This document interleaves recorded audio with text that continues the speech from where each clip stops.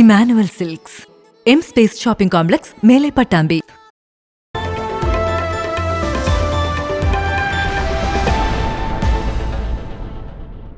ലോക്സഭാ തെരഞ്ഞെടുപ്പിന് സംസ്ഥാനത്ത് electronics voting യന്ത്രങ്ങളുടെ കമ്മീഷനിംഗ് പൂർത്തിയായി. പട്ടാമ്പി, തൃത്താല നിയോജക മണ്ഡലങ്ങളിലേക്കുള്ള വോട്ടിംഗ് യന്ത്രങ്ങളുടെ കമ്മീഷനിംഗ് പട്ടാമ്പി ഗവൺമെന്റ് കോളേജിലാണ് നടന്നത്.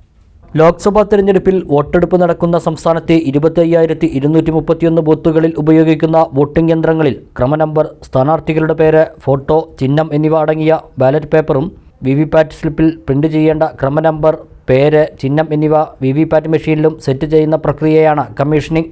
സംസ്ഥാനത്തെ 140 കേന്ദ്രങ്ങളിലായാണ് കമ്മീഷനിംഗ് നടന്നത്. പട്ടാമ്പി, തൃത്താല നിയോജക മണ്ഡലങ്ങളിലേക്കുള്ള വോട്ടിംഗ് യന്ത്രങ്ങളുടെ കമ്മീഷനിംഗ് പട്ടാമ്പി ഗവൺമെന്റ് കോളേജിലാണ് നടന്നത്.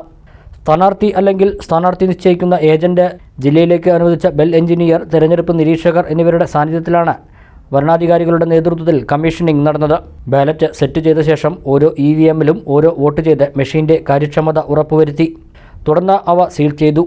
ശേഷം ഓരോ അസംബ്ലി സെഗ്മെന്റിലും ഉപയോഗിക്കുന്ന വോട്ടിംഗ് യന്ത്രങ്ങളിൽ നിന്ന് റാൻഡമായി തിരഞ്ഞെടുത്ത 5% EVMകളിൽ 1000 വീതം വോട്ട് രേഖപ്പെടുത്തി പരിശോധിച്ച് കൃത്യത ഉറപ്പുവരുത്തി EVMകൾ സ്ട്രോങ് റൂമുകളിലേക്ക് മാറ്റി.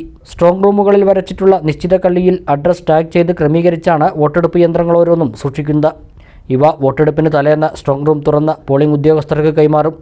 EVMകളുടെ കമ്മീഷനിംഗ് പ്രക്രിയ പൂർണ്ണമായും വെബ്കാസ്റ്റ് ചെയ്തിരുന്നു.